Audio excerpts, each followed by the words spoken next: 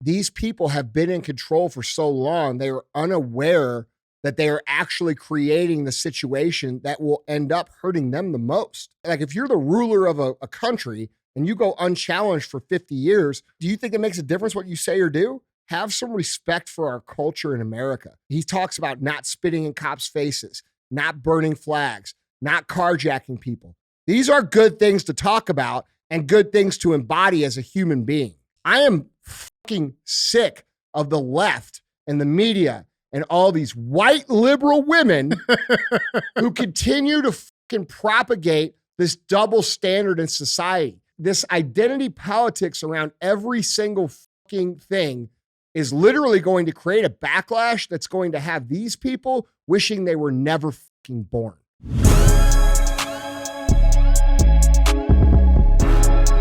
All right. What's up? Oh, make sure fucking Joe over here don't fucking cough up a lung on me. Fucking dying over here. Yeah. You all right? Hey, it's real in the streets. Yeah. Yeah, man. What's going on, man? I hit a little milestone today.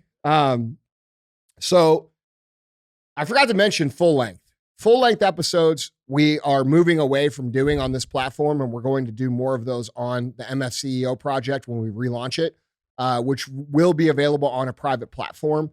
I'll have details for that for you guys soon. So I'm basically moving all of my personal development podcast, information lessons into this platform, and we will continue to do the current events here on Real AF. So, but I did hit a milestone, and it has to do with personal development, which is why I brought that up. Today was day 150 straight of me doing a 60-minute ruck. Yeah, so Jason McCarthy, who's been on the show, he's the founder of Go Ruck, kind of gave me the breakdown on rucking and why I should be doing it, and sort of did it in a fun way. He harassed me on the internet for quite some time, saying that we should be doing 75 hard with rucks. And, at first I'm like, you know what? Fuck you. I'll do whatever the fuck I want. But then I started thinking about it, and then I started seeing all these other people doing it. And then I'm like, you know what? He's right. So he came on the show, we talked about it, and we actually went on our first ruck that day together. I was there. Yeah, you were there. It was hard too. I was dying. Yeah, me too. And, but today was 150. I told him I was going to do 365 days in a row, which I'm going to do. I'm going to have to, stay healthy to do that because it's not easy to do. It's not easy to go on a ruck and carry, 45 pounds on your back for 60 minutes. You have to acclimate to it. But anyway, today I hit 150. I thought that was a notable milestone, and I'm proud of hitting that. I don't think most people will ever even do that. 150 days in a row of the rucks, because you're talking about different weather. You're talking about different conditions. You're talking about pushing through when you don't feel very good. I thought it was an important milestone. What's been the biggest changes that you've noticed from it? The one thing I love about it, I was just talking, because I sent him a text and I said, hey, today's day 150. And we were talking about it really right before the show. Dude, the best part about it is the mental health aspect that it provides. Going on a walk is good for your mental health, but going on a walk that's pretty challenging is much better. Yeah. And it's weird. And I'm just going to be totally transparent with you guys. Some of the things I do during the day, I don't enjoy doing. No, shocking. No, real talk. It's a high stress environment. Yeah. I'm running multiple considerable size companies. I'm dealing with a lot of, and by the time those problems come to me, they're problems that other people just can't solve. So I'm dealing with the hardest shit all day long for every day. Multiple different companies. Yeah. So when I wake up in the morning, for me, that's typically the lowest point of my day. That's where I feel the worst. I have a hard time getting going because I'm like, fuck, I already know what I'm in for.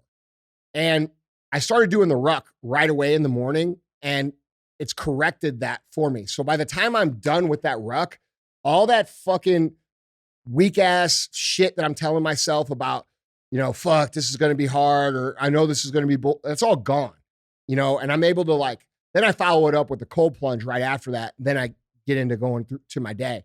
And those two things together are magical for mental health. We were just talking about it. as a culture, as a society, we are so conditioned to look for the easiest solution to solve problems like mental health. But I'm here to tell you, as someone who was a user of antidepressant for 11 years, who got off of antidepressant, which was very, very difficult. I'm coming up on my 1 year off of that here in literally a couple days. That's a whole nother topic. But we're so quick to look to a pill or to look to an easy solution. And I would say to anybody out there struggling with their mental health, if you are not controlling what it is that you could control, if you are not actively controlling your diet, if you're not actively controlling your movement, if you're not actively controlling the information that you put in your brain, if you are not getting the proper rest, if you are not doing what you are capable of doing that's in your control, you're not doing anything to benefit your own mental health before you go to a medication or before you go to therapy or before you go to and decide that you're a victim or that you have these problems or that you're broken. Bro, the likelihood is you're not broken. You're just not dealing with the stress and the anxiety that comes along with life that we all have in an effective way because you're choosing and opting out of controlling the things that we actually do get to control. So unless you're controlling those things, I would highly encourage you to not seek pharmaceutical intervention. Work with the hard shit first, okay? Control your food, control your outputs, control your mental inputs, control your environment. These things will make a much bigger effect on your mental health. I think it's exponentially bigger. Without the damage that these pharmaceuticals will do to you over time, which I could talk about a whole episode about. Or without you creating the victim identity that a lot of therapists make people feel, right? Now I'm not saying therapy doesn't have its place, but there's a lot of therapists that make people feel broken and that they're never going to fucking fix. They can never be fixed, and it makes them feel hopeless. And so people create this identity around themselves that they are a victim, that they are broken. And once they've accepted they are a victim and that they are broken, they can't escape that identity because it's who they decided that they are. So we have to really think about this. So you asked me what my favorite part of rucking is. My favorite part of rucking is the mental health aspect. I mean, dude, it's helped me get way leaner. It's helped me stay in much better shape. All that shit's cool. But the main thing is, dude, it's a really super effective outlet for stress relief, anxiety relief, and really just getting yourself centered because we're our own worst enemies. We know how to tell ourselves the worst story possible to make ourselves feel bad, right? Like when we're in a bad mood, we have a tendency to become the biggest bitch ever in our own head and then pile on all like, oh, bro, I got one piece of bad news. This is fucked up. My whole life's fucked up. Fuck this. Nothing's fair. And we start telling ourselves all this shit and it drives us further and further and further and further down. And what I think is cool about rucking is if you find yourself in one of those downward spirals where you're your own worst enemy, if you put that fucking 45 pounds on your back and you go out for a fucking hour, when you get back, bro, you're going to feel a lot better. And if you don't feel better, go for another fucking hour. Okay? That shit will fix you. That's what I like about it. No, that's fucking awesome, man. I'm proud of you, man. I think everybody that does 75 hard or live hard that has the ability, because like, dude, 75 hard and live hard are scalable programs.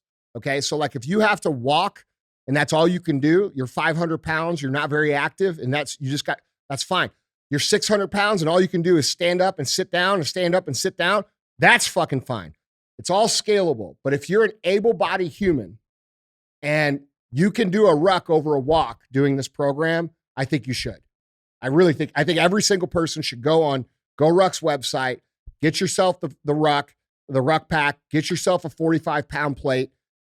Maybe you start at 20 pounds and work your way up. You and I started at 25, then went to 35, you started at 45. Yeah, I started at 45. Yeah, but I'm quit. a dumbass. I'm still going. Yeah, I'm just dumbass. Yeah, so I started at 25 for like a week, then I went to 35 for like a week, then I went to 45. So you can scale it up, and you can also scale it back down and go for speed too. I stay at 45 now because that's part of my commitment I made to myself.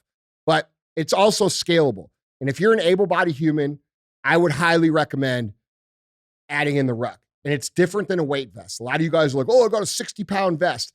A 45-pound ruck makes an 80-pound vest feel good. Yeah. Okay. It's a lot harder. You're making it easier by using the vest and not the ruck. All right. And that's my pitch. I don't do ads, but if I did, Go Ruck, you pay me, motherfuckers. I'm just saying. Go buy yourself a fucking Go Ruck pack. Support American company, good dudes, good people, good community. I'm a huge fan of their community, and I'm very harsh critic about companies' communities being real, and they got a real one. Something I'm a fan of. It's actually really cool because it's kind of like how some people feel about First Form, but they have that same. But I get it from the outside with them. Yeah. So it's really cool. Yeah. I like them. I really appreciate the friendship that I've been able to create with Jason as well and the guys over there. So yeah, fuck yeah, man. Well, good shit. Yeah. Great shit. Got a show. Yeah. Got some good shit. Dude, I know we do. Bro, I was having this crazy, all right, so I started smoking cigars more regularly. And now I think I'm like a professional. All right. So every day I get home and I'm like, I'm going to smoke. And dude, what's cool is, there's a lot more people that smoke cigars than I realized. And so everybody's hitting me up with try this, try that, try this. And Ed Milet hit me up and he's like, you can order cigars from this website. It was JR Cigars. All right. And I will say I've only ordered from them 3 times, but it's been great. Okay. But my friends on the internet, I've posted a couple times where I'm smoking and they're like, dude, try this with this one. And now I've become this fucking aficionado addict of trying all these different cigars. So it's been fun. But while I was smoking a cigar, my favorite is Fat Bottom Betty. And one of my buddies, Sean Whalen, put me onto that one. I was thinking about AI, and I see all this conversation about AI. And my personal opinion, you guys ask what I think of AI. I think it's very dangerous. I think it should be regulated heavily. I think that companies that use it instead of employing people should be taxed at a much higher rate, and people that employ actual real humans should get huge tax incentives. I think there's massive value in interpersonal skills because most people are going straight to AI. So the more that you can learn actual real people skills, the more effective you're going to be because of the rarer it is. And that's the law of scarcity. When it's rare, it's more valuable. And we have an opportunity here to develop our own skills and be way more valuable for just having normal people skills. These are my normal thoughts about what's going on with AI. But I fucking thought about this thing, dude. Let me ask you something, real talk. Mm-hmm. How long do you think AI has existed? Real? No. Typically in our government, in our society, things exist for decades before we actually know about them, right? Mm-hmm. When they say, the United States Air Force unveiled this new fucking bomber, they've been using that bomber for 20 years. We just didn't know it. Exactly. All right? So AI has been the big tech push, right? Now, man, look, I got to do this. Yeah, was it time? Fuck, where's mine? It doesn't matter because you're not saying nothing. I'm saying everything. So I got to be able to receive it. Okay. Oh, that's true. I got to be able to I got to put this on because this is real. This is real shit here. All right. I'm feeling powerful now. I love the shadow it casts on the wall behind you. I can't see it. So listen. So this fucking thought popped in my head last night. And I'm not saying I'm right. But I'm saying, what if? Now, out of all the shit I've said, I will say this is a little bit outside, and this could be conspiracy, okay? The other shit that I've said is just called being right, okay? But dude, I believe that AI has probably been around for a long time and been kept from us. That's what I think is probably going on. It's most likely scenario. Maybe I'm wrong. But we have this movie that comes out, The Sound of Freedom. And, there's controversy around it. It's mixed reviews. Some people, are like, that's a good look. Everybody's got an opinion about it. It's cool. Ultimately, I think it's a net positive because of the awareness that to the mainstream. Bro, look, we all know that a lot of these people are into this kid shit because we've been on this shit for many years. But there's a lot of people who we see driving around with fucking masks on have no fucking idea what's going on. And a lot of those people are like, holy shit. So in that regard, I think the movie is definitely a net positive for sure. And I started thinking about the awareness that's coming around the pedophilia. And I started thinking about some of the other theories that like there's a whole bunch of pedophiles that exist in our higher positions of government and media and Hollywood, and the Jeffrey Epstein situation, right? And then I started thinking about AI, and I started thinking about all these things at once. And then I'm like, holy shit, dude. What if they pushed AI out to the public and made AI a thing with the public because they understood that this shit is going to come out, and they know that if the AI's out there, that then they have a defense built in and they can say, well, that wasn't me. That's fucking AI. They're using AI to blackmail me. You see what I'm saying? Yeah. Now I know that's a little bit more conspiracy than what I would normally talk about, but They've already tried it. what do you mean? They've tried it. You guys not remember like when Trump got arrested, right? All the AI pictures that Yeah. were produced. But dude, They're doing temperature checks. Yeah, but I'm saying in a real way. Yeah. Because we're entering into a situation now where we're not going to be able to tell what's real and what's fake. Okay. And that goes for voice or video.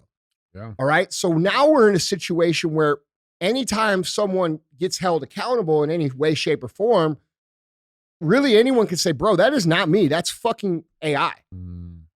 Like, have you heard some of the voice shit this thing's capable of doing? It replicates people's voice perfectly. Yeah, it's pretty good, dude. I mean, you know, there's AI scams going on where they have the person's voice. We covered this, where they have the AI program call a mother or a father and pretend to be a child that has been kidnapped and asking for ransom. Okay, and this is an AI scam that's happening, and the parents can't tell the difference. So if the parents can't tell the difference, pretty sure it's effective. So we're in, you know, and it's funny because I see some of these, you know, highly influential people who jumped on AI right away and pushed it out, like we talked about back in November when it started to come out, that are now saying, holy shit, dude, we're not going to be able to tell anything is real or fake anymore. And I'm like, yeah, I fucking told you that 7 months ago. And you decided to fucking push it out there to all these kids thinking it's a great thing instead of just thinking because you wanted to get the clout for the social media and be ahead of the curve. And now you push something out that can literally destroy fucking humanity. So you can live with that. I'll be happy saying it was fucking fucked up from the beginning. Anyway, that's my conspiracy theory on it. Like, no, what's going to stop them from doing that? Completely possible, bro. Like say the video comes out. Because like, dude, these people are not capable of keeping this under wraps anymore. They're not capable of the internet's too transparent. Information is too available. So like eventually, just like what's happening to Hunter Biden, all this shit's going to come out. And I think their fucking excuse is going to be, bro, that's not me. The government AI did that. And they leveraged me with it. And then they showed it to me and showed me how real it was. And I believed it. And I've been scared. And I've gone along with it the whole time. That's real shit. You know, one weird thing that's been happening with me here lately, and I sound crazy even just fucking mentioning it out loud, but proof that the Matrix part of it is real. I've been finding more and more shit online that like, bro, I could have swore I've seen years ago, but people are talking about it as if the shit just happened yesterday. Like, did you see the video of like there was a two schoolgirls, one was a bigger black girl beating up the little white girl? Bro, I've seen that video fucking 10 years ago. No, you just seen a whole bunch of videos like that. I was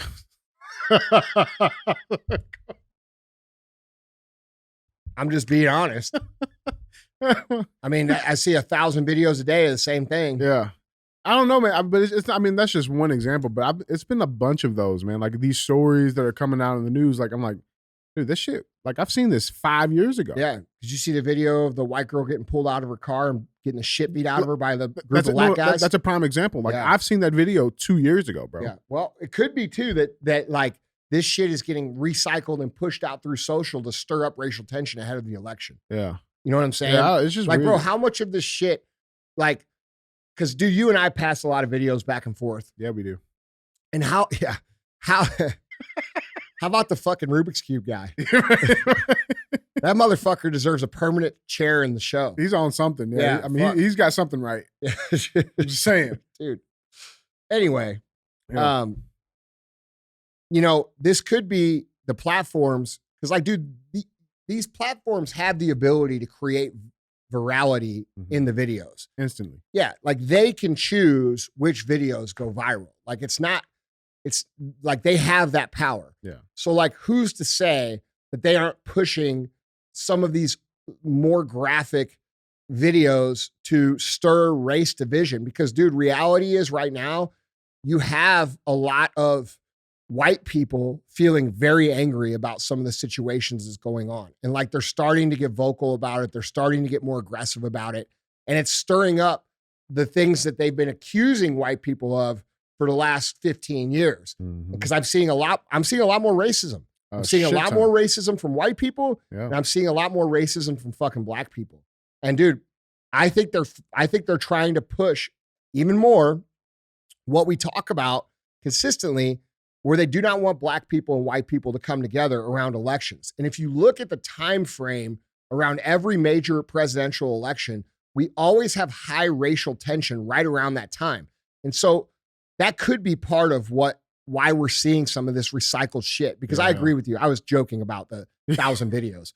But like, the point is, we are seeing more. And we are seeing racial tensions rise. And to those people who feel, because like, bro, real talk, dude, you and I talk all the time. It pisses me the fuck off to see those videos of white people getting their ass beat for being white. Do we not talk about Absolutely. it? Okay.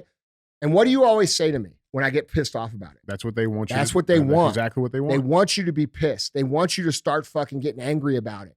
Like, we have to realize that when we see these things, as wrong as they may be, which they are, and both ways is wrong, we have to understand that they're getting fed to us for a response, for a reason. And this is what we're talking about, rising above the fucking fray of information that they are experts at feeding us, that create animosity, which at whatever contention point they decide they want. 100%. They clearly do not want black people and white people figuring out that we're on the same team, which we are, by the way. Okay. They hate us both equally. They don't want Muslims and Christians to figure out they're on the same team. And if those two dynamics happen, they would lose their power. So the more racist shit they pump, I actually think the solution is to be less racist. Yeah. Well, I mean, and here's a very obvious like test you could, or I guess thought question you can have yourself.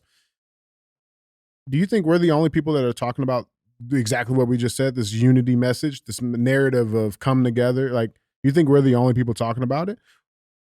No. So why aren't we seeing more of those messages? If the algorithm, you think we're the only people that want unity? Well, there's a couple points to address there. You know what I'm saying? Well, how come we aren't hearing it from the politicians? How come we aren't hearing it from any of the fucking presidential candidates? None of them. Not one. Why aren't we hearing that? Here's why. Okay. And here's why you hear from me, by the way. That's their whole identity. Their whole career path is politics. Without the chaos, without the fray, without the division, they aren't relevant. No. Okay. I happen to be pretty successful before I ever started really talking about this shit. This is not my identity. This is not what I want to do. This is not how I like to spend my time.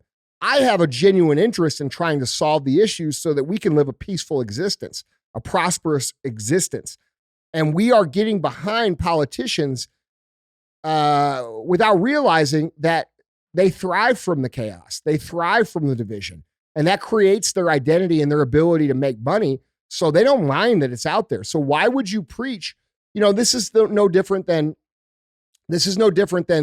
all the congressmen and congresswomen in Washington, D.C., who are mostly made up of lawyers, making regulations about lawyers actually having repercussions for filing false lawsuits. All right. Why don't they make laws that say that if you wrongly accuse someone, you have to pay them damages? Why don't they make laws that say if you file a frivolous lawsuit, you lose your law license? Why don't they make laws that say if you accuse someone of rape and they are found not guilty, that the person who made the accusation actually ends up going to jail for that, what the time was that they accused the person? Because that ruins someone's life. Like, if you're a man and you're accused of that, it ruins your life automatically. It doesn't matter if it's true or not. All right. You just have to be accused. And so why aren't we making laws to fix some of these issues in the legal system? Well, the reason we aren't making laws is to fix some of these issues is because they're all lawyers. So now you ask yourself, why aren't the politicians actually solving the problems? Well, the reason the politicians aren't solving the problems is because they need the problems to be relevant and have an identity and have an opportunity to make money, because they're not doing it in the real world like somebody like me and most of you guys are doing. It's real shit, man. Anyway. Yeah. Well, when we get to cruising, I think it's propaganda. No, 100%. Yeah, I think racial division is a key part of their strategy that they are going to continue to push. That they are going to continue to, I think they're going to try to push it as hard as they can, and I think it's going to work on some people. But the most of us got to be like, no, we're not doing that. We've done this before. You guys have done this too much. We don't believe you, and actually have conversation with the other team. Go over there and say, hey, this is bullshit. And they're going to be like, dude, it is bullshit. Mm-hmm. You know what I'm saying? Yeah. Like, if you actually talk to people, you find out that most people are understanding what's happening. It's real shit, man. Well, let's get into cruising, man. I got a couple of good stuff. I want to start today's show before we get into our topics with what I see as a win. Okay, but you being the entrepreneur, kick-ass fucking entrepreneur, I'm sure you have a different you have some type of insight on this, but I wanted to bring this up because this seems like a win to us. Headline reads, George Soros's Open Society Foundations plan to limit their grant making until February. And it's not just that. There's some issues going on over in the Soroses. Let's dive into this. This is a AP News article. I think they have issues they're not aware that they have yet. Oh, that's a fact. I don't disagree with that. This Associated Press article reading, Open Society Foundation said Wednesday that they plan to limit new grant making until February as the nonprofits transition to a new operating model run by billionaire investor George Soros' son, Alex. A spokesperson for the foundation said that the pause will not affect current grantees. In a letter addressed to, quote, friends and partners, Open Society Foundation's president Mark Malloch Brown wrote, quote, technological, environmental, political, and socioeconomic shifts are challenging open society ideals around the world. This flux demands that we reimagine our philanthropy. Part of that reimagining will cut Open Society Foundation's global staff of 800 in 20 countries by 40%, which Malloch Brown called, quote, painful news for all concerned. It also means changes to the length of OSF grants. Quote, this will often mean multi-year commitments enabling our partners to invest in ambitious long-term action with clear, measurable goals that would not be met without Open Society's involvement, wrote Malloch Brown, who said OSF would honor existing financial commitments but may not renew some of them. Major changes at important foundations are never easy for grantees, said Kathleen Enright, president and CEO of the Council on Foundations. Quote, when foundations are open and transparent, keep funding flowing as much as possible and give grantees time to plan, it's a bit easier, she said. Quote, given that it's not just individual organizations that are affected, but often a whole ecosystem of nonprofits, foundations going through major change ask themselves, how can we be a good partner and maintain the strength of this field? Andy, I guess I want to ask you this question first. All right. For any business in any industry, layoffs are never a good sign of the health of the company. How exactly should we look at layoffs when it comes to businesses? Well, it depends right now. I mean, yeah, obviously it's usually not a good thing for anybody. Mm-hmm. Sometimes it's a restructuring of a corporate structure, like they're saying, and layoffs are necessary. Sometimes that's that's a pretty normal part of a growing organization. You get to a point where you're a little overgrown and you've got to trim off some of the overhead that isn't being utilized properly. That's always a tough decision. I'm in a very fortunate position where we've never had to actually do quote unquote layoffs. But it's not usually a good thing, but many companies go through that process and then come out the other side and then end up rehiring people and grow, sometimes rehiring the same people they let go while they needed to restructure what's going on. So, I mean, it's a normal part of doing business. I don't think it's necessarily anything to doom and gloom about. I think it's normal. The other thing, though, is that we're dealing with a situation where AI has come in and been effective at replacing human beings in organizations. So we're going to start to see a lot of layoffs just based around optimizing companies around AI. And we're already seeing that. I was sent a story about this wine company that laid off apparently a few hundred people and replaced them with AI. And if that were me as a consumer, I would never buy that product ever again. I would never buy a company that operated that way's product ever again if I found out they did that. If I found out they fired people to replace with technology in that regard, like AI, like at mass scale. I understand that that's probably going to happen to a lot of companies, but we as the consumers dictate how that's adopted by adjusting our buying habits. And if I were you, and I found out someone was using AI, I would not do business with them at all. And that's how we're going to control. This is a lesson that we can take from the left and from big tech, who have worked to cancel people over and over and over again. It's been very effective over the last 10 years, 15 years probably. But if we utilize that concept of we're not going to support companies that do that, then it won't be implemented in the ways, in the damaging ways that we're talking about now. So I'm not sure what this means. There's a lot of angles and there's a lot of things it could mean. I think them bringing in a new leader, right? They bring in they're taking George off and putting Alex in. Mm-hmm. Of course, that's going to create some necessity to restructure things and change things. He's probably got some new ideas about how he wants to do things. They're probably utilizing technology, like I'm saying, differently. At the end of the day, I mean, I would love to sit here and say, oh yeah, it means they're crumbling, but I don't think that's actually true. I could be going back and coming out stronger. I don't know they're going to be stronger. I think people understand what's going on with the Soros Open Society Foundation and the World Economic Forum, and which a lot of their people are. That's where they come from. I think people have started to understand this, and I think the reason, and this kind of goes into why Biden's donations are so high. Okay. Biden's outraised everybody by like $50 million on his reelection campaign.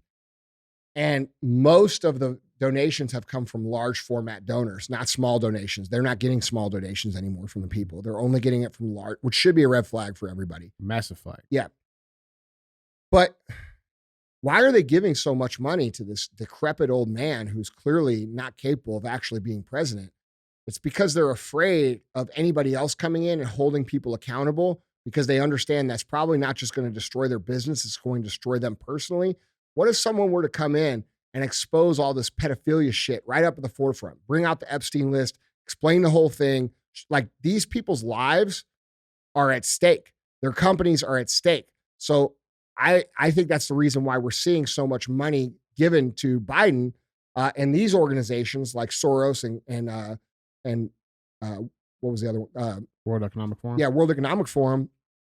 Because there's a lot of people who are part of the scam that are scared that they're going to lose their scam. And so now they're opening up their checkbooks to try and do that. And that's only as effective as we can be manipulated. If we can't be manipulated by advertising, then it doesn't matter how much money they raise. Mm-hmm. Right. Yeah. So that comes down to what we talked about yesterday on the show, on the Real Talk episode, where we have to fucking get smarter. We have to realize who's on the team, who's not on the team, and what we need to be doing together to create a situation where these people lose their power. It's real shit, man. Yeah. So I don't know, dude. I mean, what do you think? How are you seeing it? I just saw it. I'm like, fuck. Okay, they're cutting 40%. That's all. That's almost, a little bit over 300. Almost 40%. It's almost, that's a lot. Yeah. That's a lot of employees, man. And like the fact that they're not assigning any new grants, like, to me, I don't know. It just doesn't look good. Like, I don't know. I saw this as a win. Yeah. I mean, I don't know. I could see restructuring, maybe 10%. Yeah, right? from how I see it, I don't see it that way. I see it as pretty normal until some other, things. Yeah. I actually think these people are going to get flooded with money for the reason I just mentioned. Yeah, there's a lot at stake, man. Yeah. There's a lot at stake. Guys, tell us what you think on that if you want to hop down in the comments. Check it out. But with that being said, let's get into our headlines. Guys, remember, if you want to see any of these pictures, articles, links, videos, go to andyfrisella.com. You can find them there. or if you're on YouTube watching us, check down in the description. You can find them linked there as well. So with that being said, let's get into our first headline. Headline number one. Headline number one reads, U.S. soldier sprinted into North Korea. Eyewitnesses thought it was a TikTok stunt. Have you seen this? I saw it, but I don't really understand what's going on. Okay, well, let's get into it. This is a Fox News article reading, a tourist who saw a plainclothes American soldier sprint across the South Korean border into North Korea initially thought it was a stunt. New Zealander Sarah Leslie and her father were part of a tour group that departed from Seoul Tuesday morning to visit the military demarcation line separating the two countries. In an interview with the Associated Press, Leslie gave her eyewitness account of Private Travis King leaving the other 43 tourists behind and running straight into North Korean territory where he is currently detained. Leslie said she had no idea at the time that King, who was dressed casually in jeans and a t-shirt, was a soldier, or that he was facing disciplinary action back home in the U.S. A senior defense official told Fox News that King had just finished about 2 months in South Korean detention facility following a physical altercation with locals. After King was arrested, and throughout the time he was held at the facility, he made comments that he did not want to come back to America, according to the official. After his release on July 10th, Private King was scheduled to travel home Monday to Fort Bliss, Texas, where he could have faced additional military discipline, including discharge from the service, the Associated Press reported. Instead, he, quote, willfully and without authorization crossed the military demarcation line into the Democratic People's Republic of Korea, according to a U.S. Forces Korea spokesperson. Leslie told the Associated Press her tour group went a step further than many by visiting the joint security area in the village of Pyongyang, allowing tourists to effectively step on North Korean soil inside one of the buildings which are jointly held. To get on such a tour, she said, required submitting their passports and getting permits in advance. The tourists left Seoul by bus early Tuesday morning, and Leslie said she noticed that King was keeping to himself and didn't seem to talk with anyone else on the tour. At one point, she recounted, he purchased a DMZ hat from the gift shop. Now, here is one of the pictures that was taken on the tour. You can see Private King right there in the black shirt with the black hat on. The guy in the middle or the guy on the left? Guy right here. The black guy? Yep, the black guy. Yep. So this is Private King. Mm-hmm. All right. Now, this is where it gets weird.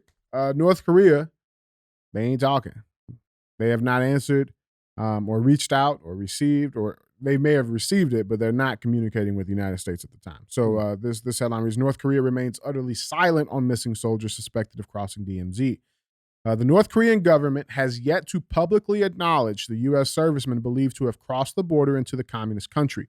Army Private Second Class Travis King was seen sprinting across the military demarcation line separating South Korea from North Korea on Tuesday while viewing the demilitarized zone alongside a group of tourists.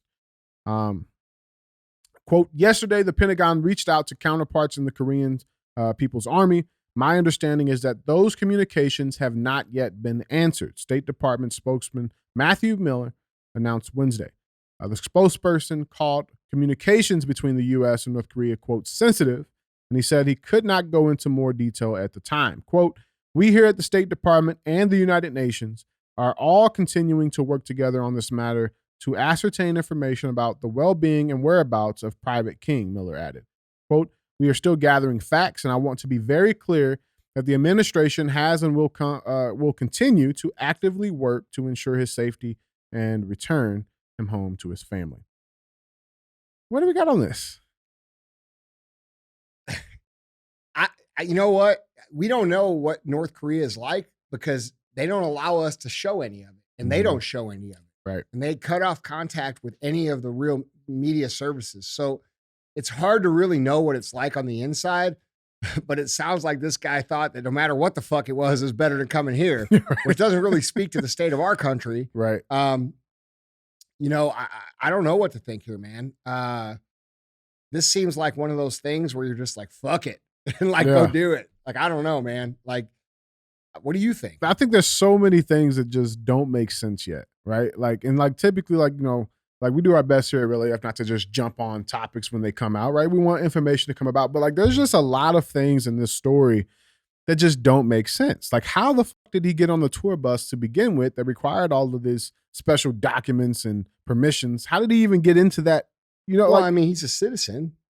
I mean, he's got a regular passport. yeah, but like the tour that they were on, it required special permissions, which are required weeks or months in advance. Yeah, but not every single civilian operation does a military background check. Like, you don't like, like that. I don't know.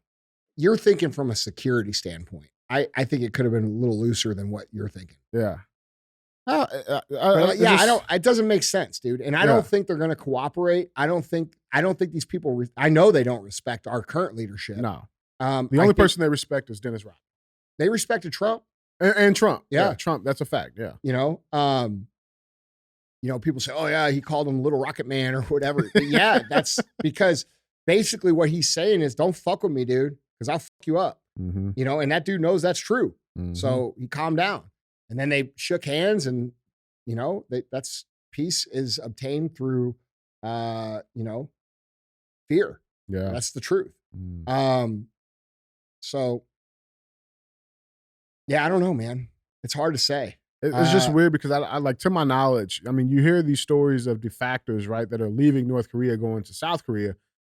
It don't go the other way, man. Yeah. So it's like, I don't know. And like, maybe they're treating them well. I don't know. I mean, I hope they're treating them well. My guess is, see, it's hard to say because we don't actually even know the truth about what these people think or know because the media fucking lies about everything. Manipulates it. Right. Yeah. So like Kim Jong-un could be like this fucking great dude with a utopia over there and our media be telling us that is what they tell us. Right.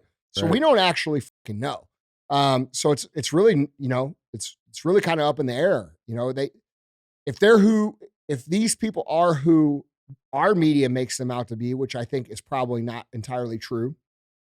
There's probably a lot of truth to it, but it's probably not entirely true. I would say that they'll probably use him as a leverage piece. Yeah, for sure. In some way, shape, or form. For sure. And knowing our administration and how they'll bend for it. Yeah. It might not be too good.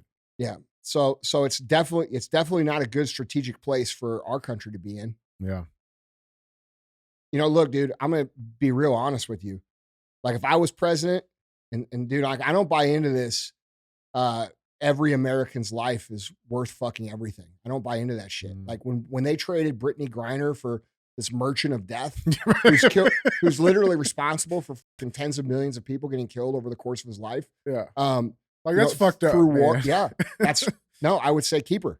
Like that's the worst Pokemon or baseball trading That's not game. anything against Brittany Griner. It could be anybody. No. Okay. And like this dude, like if I was in charge of our country and Kim Jong-un said, hey man, fucking give us whatever, or we're going to fucking do whatever, I'd say fucking have at it, bro. I don't give a shit.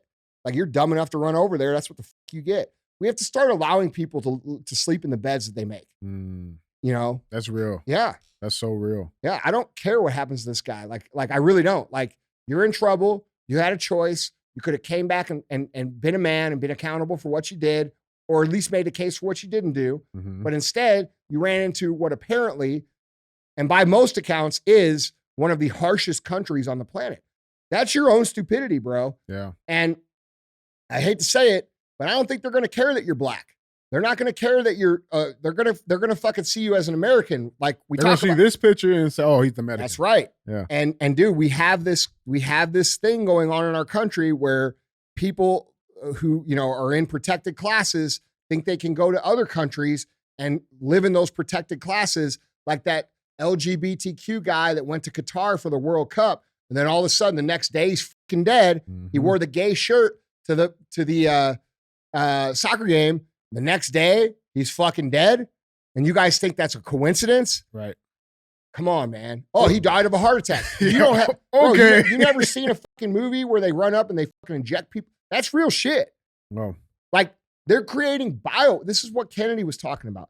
They're creating bioweapons not just to attack certain races, but they are creating bioweapons to attack certain people.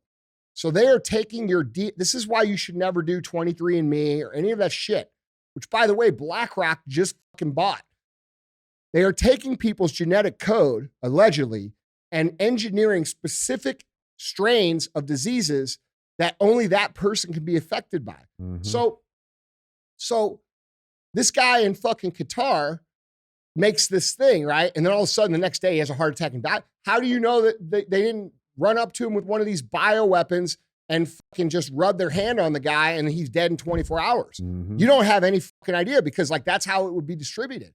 You go up and you sneeze in his face, you got it, but it doesn't affect your genetic code, but it kills that person. So now we're talking about threats literally being human to human contact if you're an abrasive individual or if they want to target you.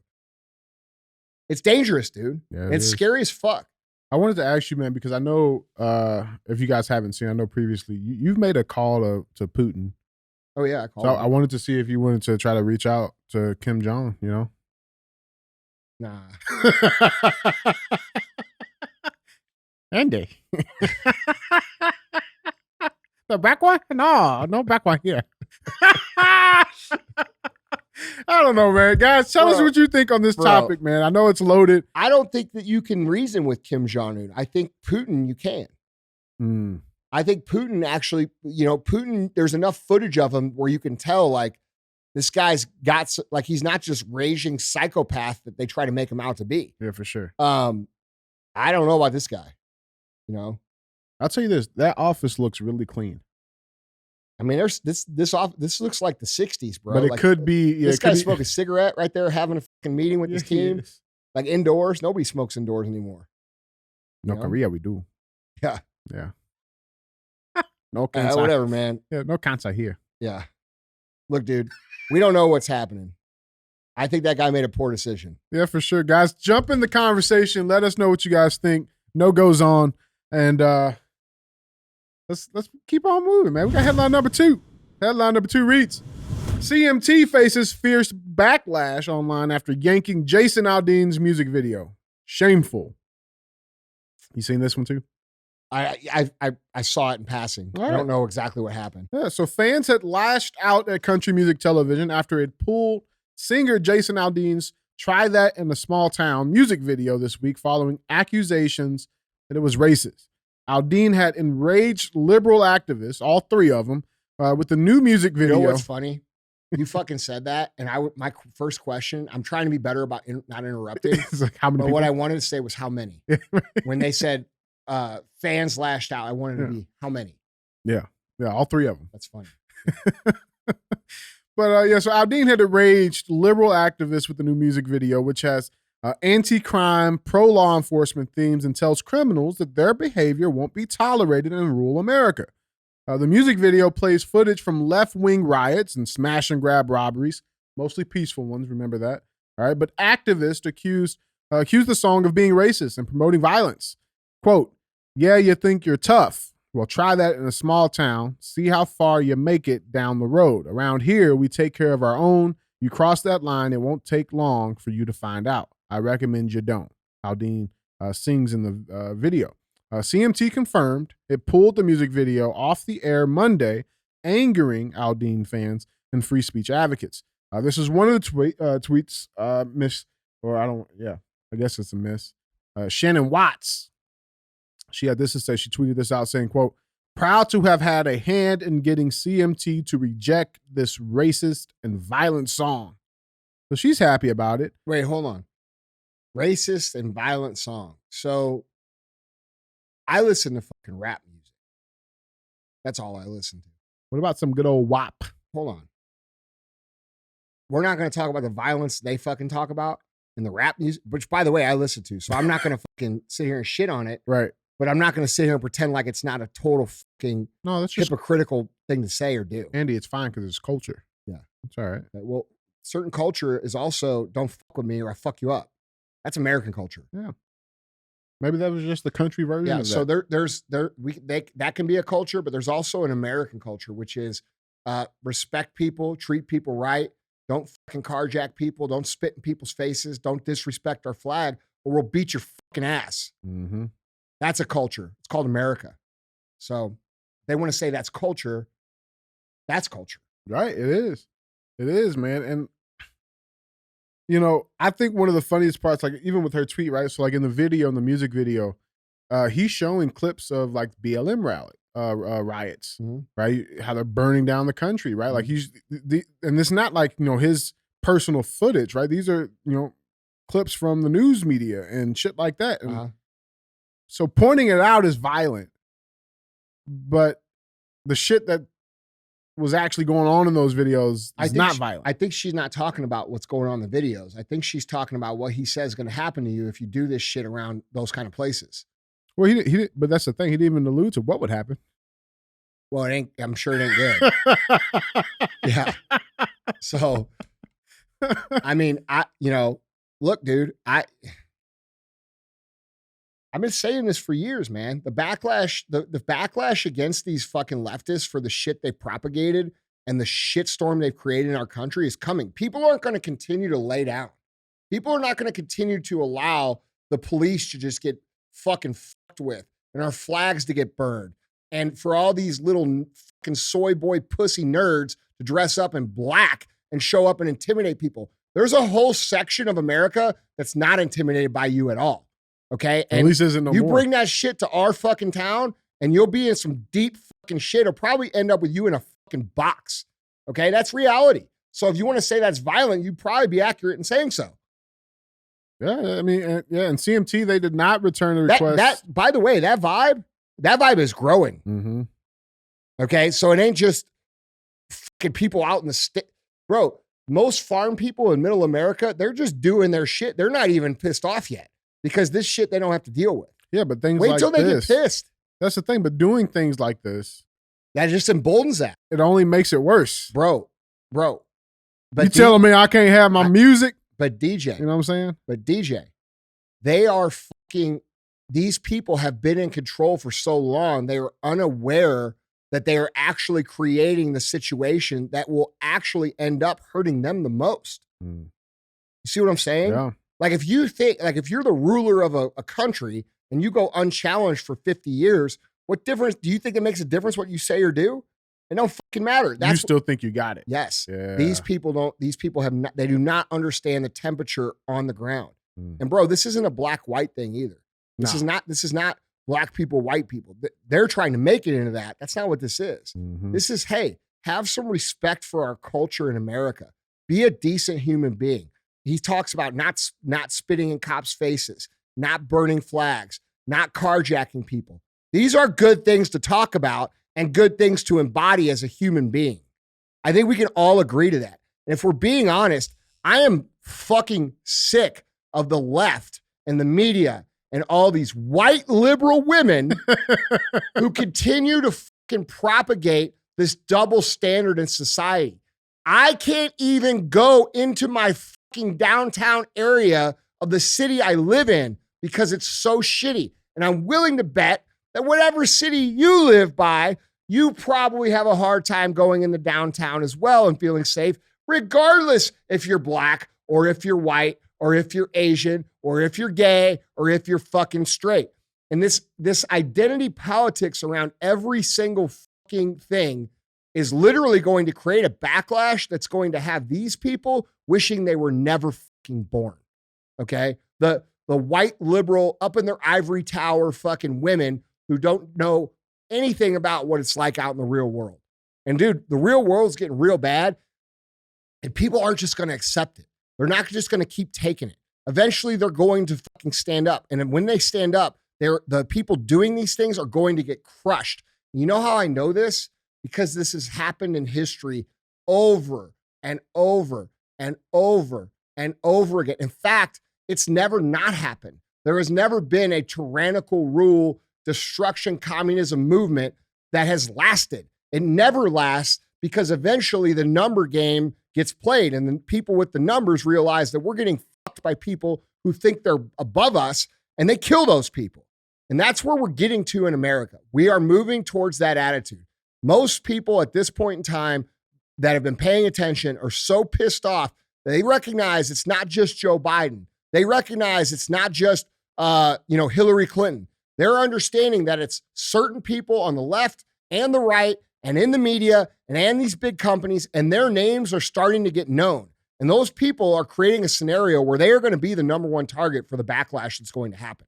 So articles like this that she's writing, all she's doing is trying to propagate her agenda, the same agenda she's probably been pushing for many, many years, that there is no flavor and want or desire for on the streets anymore. And it's going to blow up in their face eventually.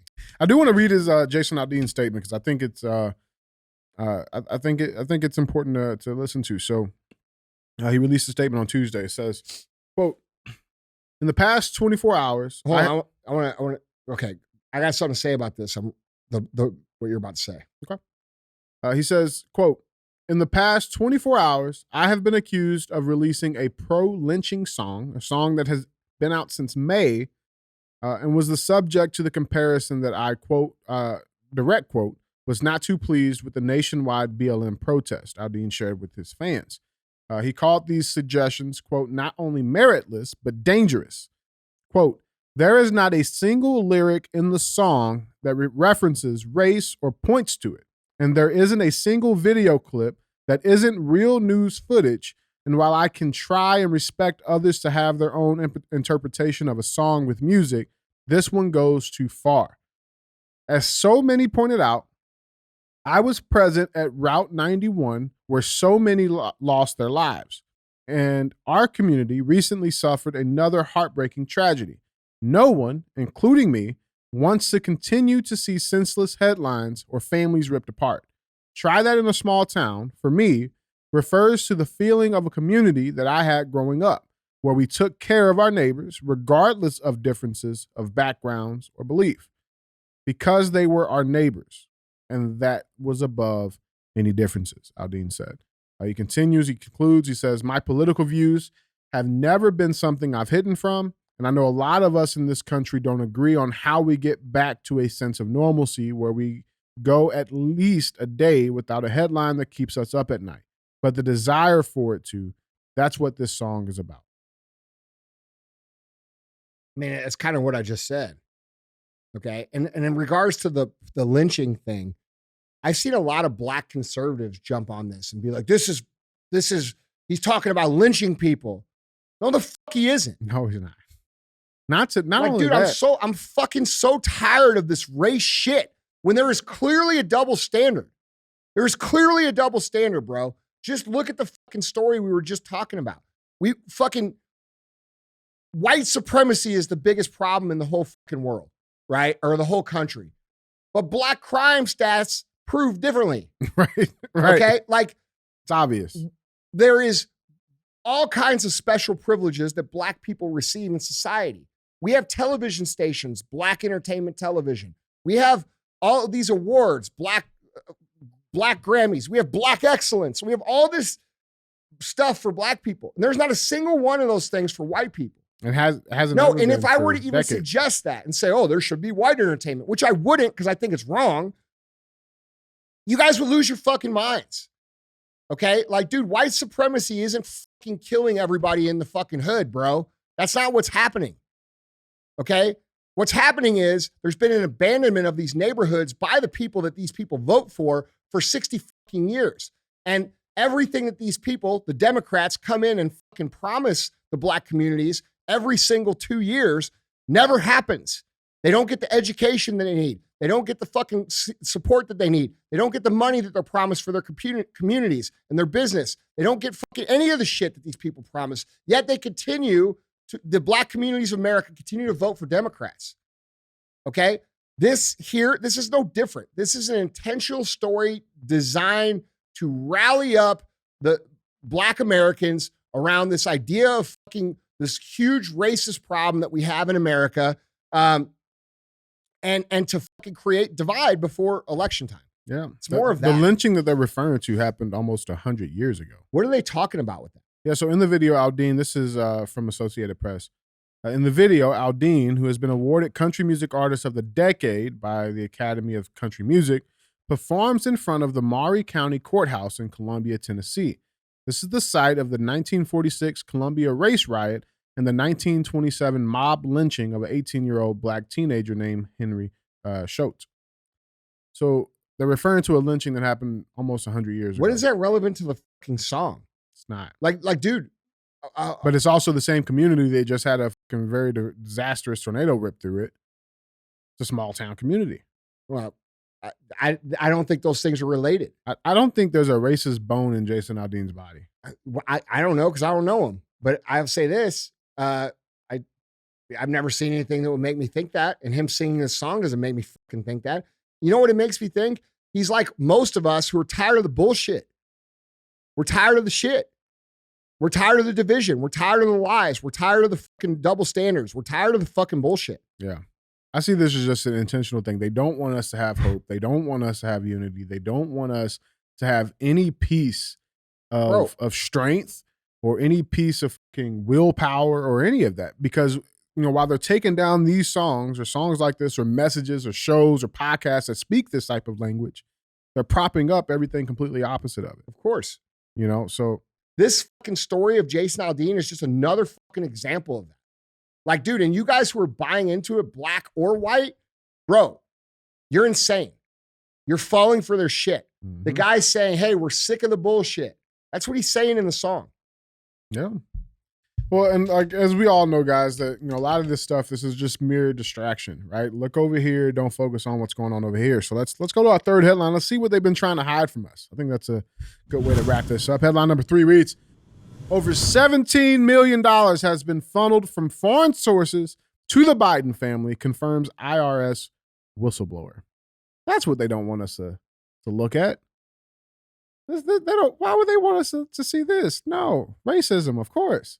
Whistleblower X unmasked as the lead IRS investigator on the Hunter Biden probe, Joseph Ziegler, confirmed that the Biden family has accepted over $17 million in foreign payments, with over half going to Hunter Biden. House Oversight Committee Chairman James Comer, out of Kentucky, asked Ziegler during Wednesday's hearing to confirm the total amount of foreign income obtained by the Biden family. Quote, this brings the total amount of foreign income streams received to approximately $17 million, correct? Asked James Comer. Quote, that is correct, replied the whistleblower. Let's check into this. Let's see Ziegler's opening statement. Today, I sit here before you, not as a hero or a victim, but as a whistleblower compelled to disclose the truth. That said, in coming forward, I believe I'm risking my career, my reputation, and my casework outside of the investigation we are here to discuss. I ultimately made the decision to come forward after what I believe were multiple attempts at blowing the whistle at the Internal Revenue Service. No one should be above the law, regardless of your political affiliation. By the way, I'm pretty sure that's a gay man. It is a gay man. Yeah. And I'm pretty sure he votes Democrat. He does vote Democrat. So wrong is wrong. I think it's pretty awesome. I think it's fucking amazing. Let's see what the Democrats think. That's an actual American, first American. 100%. Yes. 100%. And guess what? I don't care he's fucking gay or a Democrat. No one cares. Right is right, wrong is wrong. That's it. Yeah. But let's check in on our Democrat. Let's see what they think over there. You know what they say, Andy? I bet they're gonna fucking say, this is a nothing burger. Nothing burger. That's what they always say. It's a waste of time, is what they're saying. Oh. Yeah, it's a nothing burger, man. Waste of time. RS whistleblowers' testimony on Hunter Biden still not enough to convince these Democrats. Let's dive into this. It's a waste of time because these pussies up in Washington, D.C. won't hold anybody accountable. It's a waste of time because nothing's going to happen. That's what they're trying to say. Well, that's the demoralization of our society. Yeah. So the 2 IRS whistleblowers who alleged the Justice Department meddled in an investigation into President Biden's son, Hunter Biden, were not convincing, Democrats told Fox News. Quote, I believe that they believe themselves. Whether they're right or wrong really is in their mind and the determination of other people. Representative Kwesi Mfume said, quote, I happen to believe that they're wasting time on this. Representative Daniel Goldman told Fox News, quote, they are good faith actors who misconstrue the third-hand information that they received. I think they were frustrated that the case didn't move forward as they had hoped after all their hours. The New York Democrat continued, saying they were frustrated that they were removed from the case after they were significant leaks to the Washington Post, and they're expressing their frustration in this way. They're just upset, Andy. That's it. That's why they're talking about this. So Joseph Ziegler, He's a 13-year special agent for the IRS whose identity was revealed Wednesday. And Greg Shapley, a former IRS investigation supervisor, claimed the Justice Department did not handle the investigation into Hunter Biden in an ordinary way. The two were invited to testify at a hearing before leaders of the House Judiciary, Oversight, and Accountability and Ways and Means committees. The whistleblowers claimed that there was a pattern of, quote, slow-walking investigative steps into the president's son before the 2020 presidential election and efforts to tip off Hunter before investigative actions. In one case, Shapley recalled that an assistant U.S. attorney told Hunter Biden's lawyers the IRS was readying to execute a search warrant on a storage unit used by the president's son. The tip destroyed, quote, our chance to get evidence before being destroyed, manipulated, or concealed, Shapley said. House Republicans believe the whistleblowers. Quote, I think they're very credible, Republican Representative Russell Fry told Fox News. Quote, their testimony has been corroborated by the FBI, who was just in here this week. Ziegler, a Democrat, quote, doesn't fit the mold of a partisan hack, Fry said. Representative Jason Smith, a Missouri Republican, agreed. Quote, they're absolutely credible, Smith said. Their facts are lining up. No one has countered anything that they have said. Lawmakers noted the personal risk taken by whistleblowers to come forward. That's that. But you also got RFK. He's also testifying on Capitol Hill, talking about the censorship that's going on with him. And what we got? On a little stroll on Capitol Hill.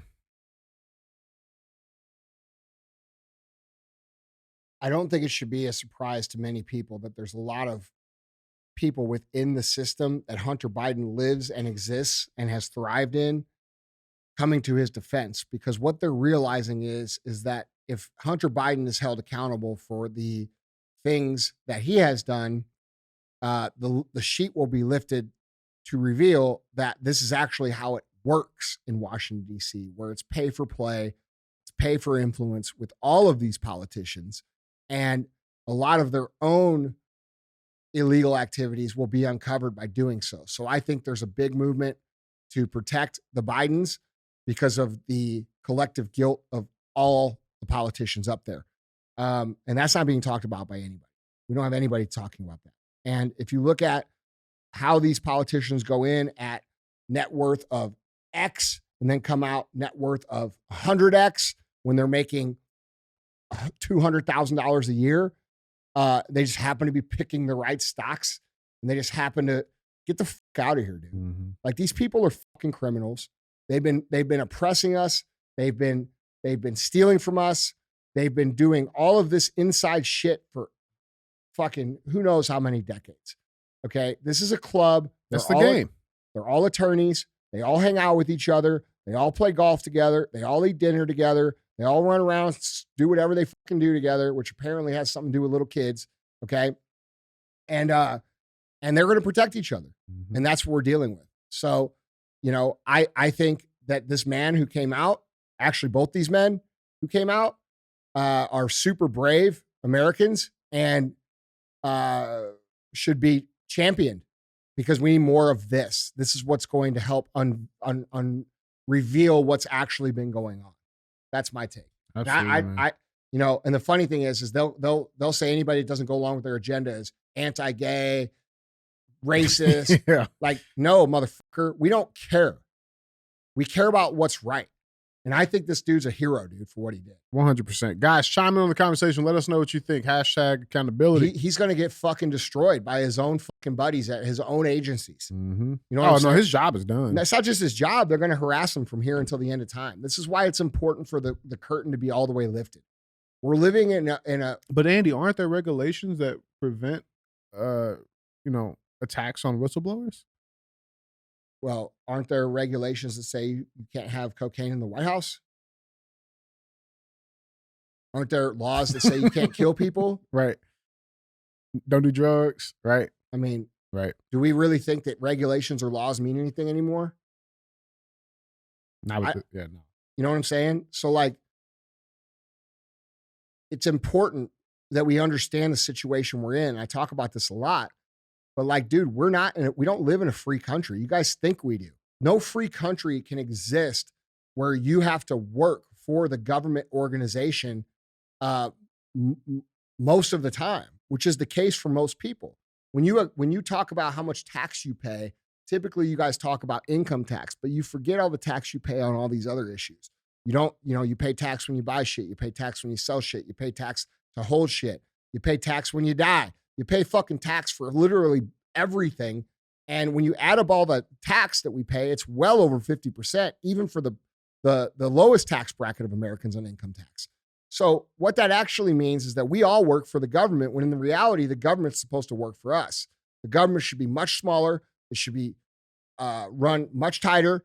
We have too many fucking, here's what it is. The scam was discovered, and then all of a sudden, people just kept joining the scam. And now we have the scam that we, the people, exist to feed the scam, right? And that's what we're dealing with. We're dealing with a bloated, fat, corrupt government system that legit needs to be replaced. That's real shit, okay? And I'm not talking about burning it down. I'm not talking about violence. I'm talking about whatever the fuck we need to do to get this back on track, where it's of the people, for the people, by the people, and they act in our best interest, to where we don't pay most of our income for them to operate because they're so big and bloated. Like, that's not cool. That's not fair. And by the way, that's not just like a thing where you're like, oh, I'm pissed off, I got to pay tax. You have to think it like, why do they do it that way?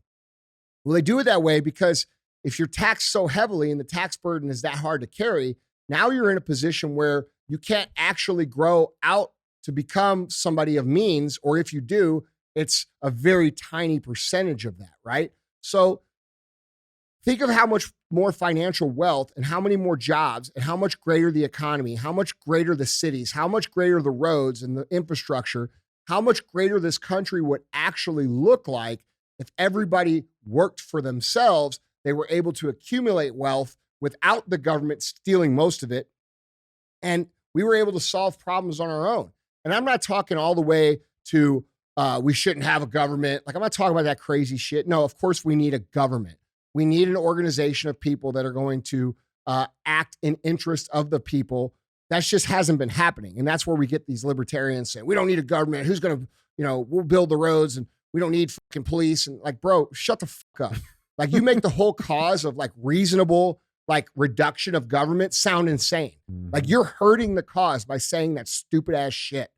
Okay. That's why libertarians never get taken seriously, because they say shit that's so anarchist that people can't comprehend with it. So much conviction. I know, dude.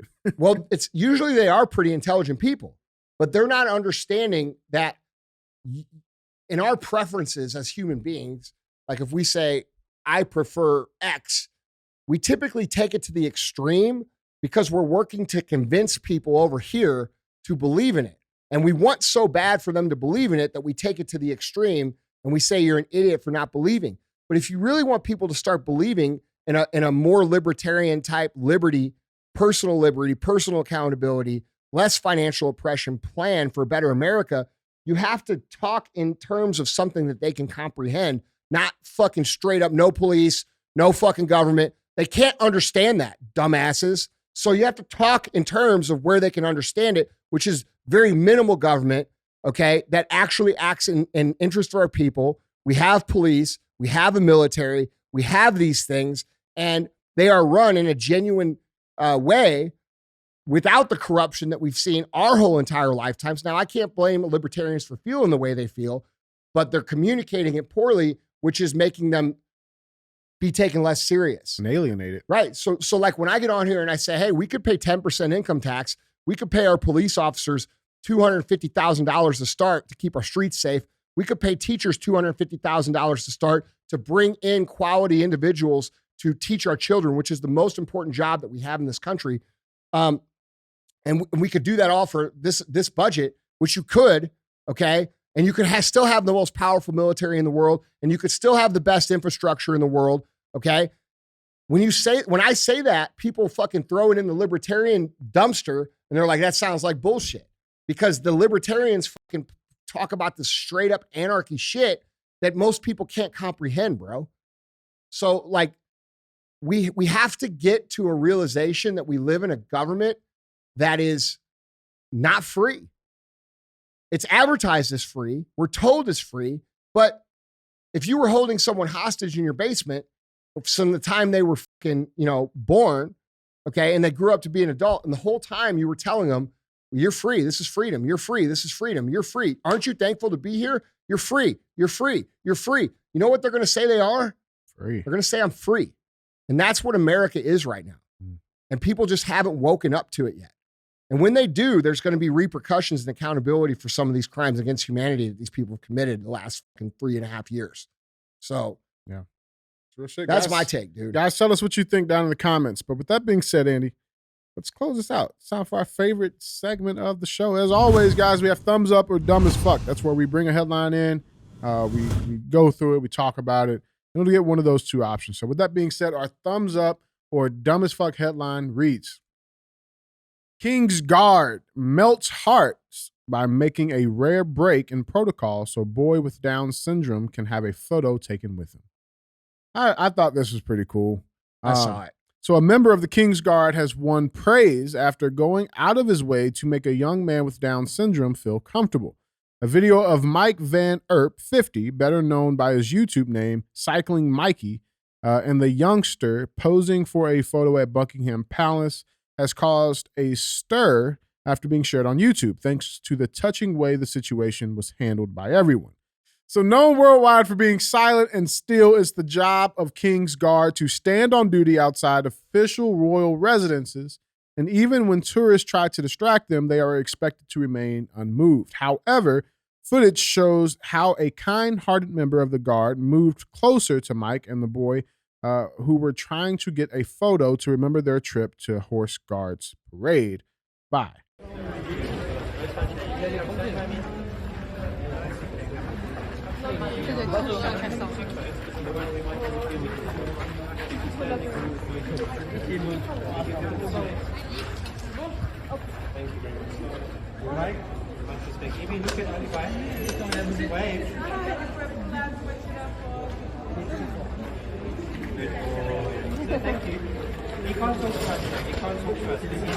That's awesome. I think that's pretty cool, man. Yeah. So he was telling the dad was on the video I saw, you could see the subtitle of what the man was telling the boy with Down syndrome. Mm-hmm. He was telling him, don't get too close. Don't get too close. And the guard heard him and the guard stepped over to be in the photo with him. Mm-hmm. So I thought that was, bro, this is what it's about, dude. Yeah. I thought it was pretty cool. Yeah. And honestly, that's what most people are like. Mm-hmm. Yeah, so he admitted that both I and the young lad got a bit of a scare when he stepped closer to us because it was so unexpected, adding, this left me with tears in my eyes for a few evenings. After Twitter users initially thought that Mike was the boy's father, he clarified, quote, I'm also not his dad, although I'd be proud to be. I'm very grateful to the soldier, he continued. I'm lucky I had good parents and went to a Jesuit school that cared about me and taught me well. Same for the young lad. I'm with tears in my eyes. Over the last few years, the King's Guard have earned something of a bad reputation on social media because of videos showing how they shout at members of the public they get too close to them or the horses. I also have a video of that. I feel like I've never seen that. Oh, bro, they can be brutal. Really? Oh, bro, look at this one. Okay. Mike Ward! What do you say? Make way. He knocked the little kid over. I'm Bob Evan, linebacker, UK. Mike Ward!